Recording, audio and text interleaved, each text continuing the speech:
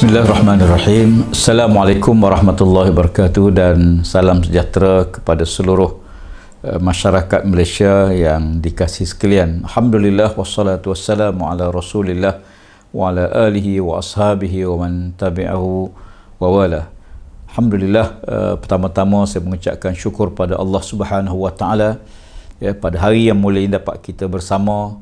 Saya ingin mengambil kesempatan pada hari yang mulia ini untuk mengucapkan selamat menyambut Hari Raya Aidil Adha khusus kepada seluruh umat Islam dalam situasi negara kita dan dunia masih berhadapan dengan COVID-19 dan varian yang pelbagai yang memerlukan kita semua yang berada dalam satu norma baru dalam kehidupan lebih pada setahun, dan kita semua mengharapkan agar Allah Subhanahu wa taala mengangkat bala dan wabak ini daripada negara kita dan dunia seluruhnya, insya-Allah.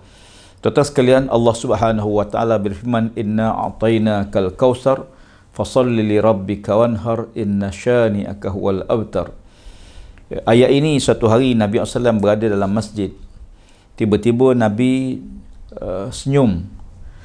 tersenyum seorang diri, dan para sahabat memerhatikan situasi tersebut. Lalu mereka bertanya kepada Nabi SAW, "Ya Rasulullah, apakah yang menyebabkan kamu tersenyum?"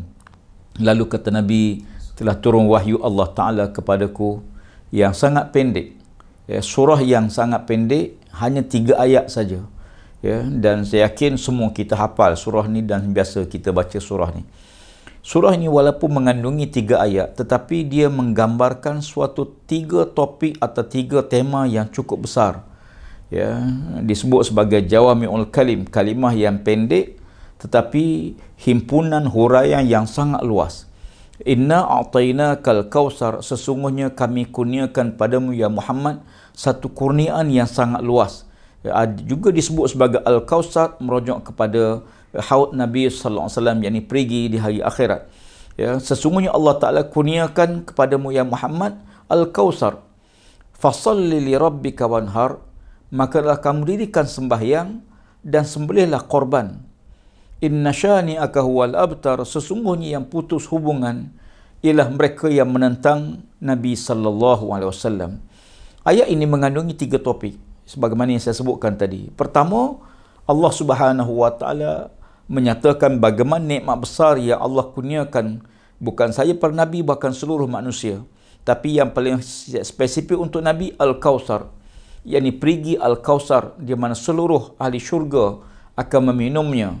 Yang kedua, Allah Ta'ala menyuruh kita mendirikan sembahyang. Fasholli li rabbika, maka dirikanlah sembahyang bagi menyembah Tuhanmu, wanhar, dan sembelihlah korban. Dan peristiwa pengorbanan yang berlaku dalam sejarah Islam bukan saja zaman Nabi Ibrahim, bahkan lebih dulu daripada itu, sejak zaman Nabi Adam AS, pengorbanan anaknya Qabil, dan pengorbanan yang dibuat oleh nabi-nabi kemudiannya. Dan sambutan Hari Aidil Adha pada tahun ini ialah suatu perayaan yang untuk kita berkorban perasaan, masa, suasana, jiwa kita yang tentu kita tidak dapat raikan sebagaimana sebelumnya.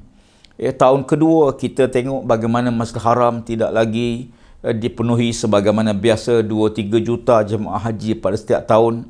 Tapi tahun ini sebagaimana yang kita dimaklum, lebih kurang 60,000 saja jemaah yang dibenarkan.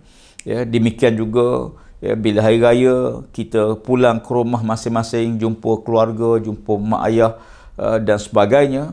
Namun dalam situasi COVID ini terpaksa dihadkan, terpaksa kita berkorban jiwa kita, dan sembelihan korban sekalipun terpaksa dibuat dalam SOP yang sangat ketat. Tujuannya tidak lain tidak bukan untuk mengelak wabak daripada merebak semula. Dan Allah Subhanahu wa taala menuntut supaya kita semua berkorban, dan saya sering kali sebut bahawa korban lahir daripada rasa kecintaan. Lebih hebat cinta seseorang, sayang seorang, maka lebih hebat pengorbanannya. Dan rasa cinta itu lahir daripada kita kenal. Tanpa kenal maka tak cinta, maka tanpa cinta maka tidak ada pengorbanan. Maka korban itu ialah buah daripada rasa cinta. Bila kita cinta pada Allah, maka kita akan sanggup buat apa sahaja yang Allah perintah. Walaupun tengah tidur, kita sanggup bangun untuk sembahyang tahajud, kita sanggup bangun untuk sembahyang subuh. Walaupun kita rasa letih sampai waktu sembahyang, kita keluar, kita dikas sembahyang.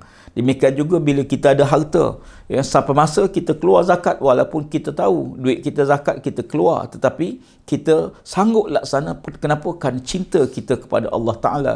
Ya, demikian juga cinta kepada Nabi SAW. Sebab itu ada orang yang sanggup korban masa dia, tenaga dia, jiwa raganya, bahkan nyawa sekalipun, ya, sanggup dikorbankan.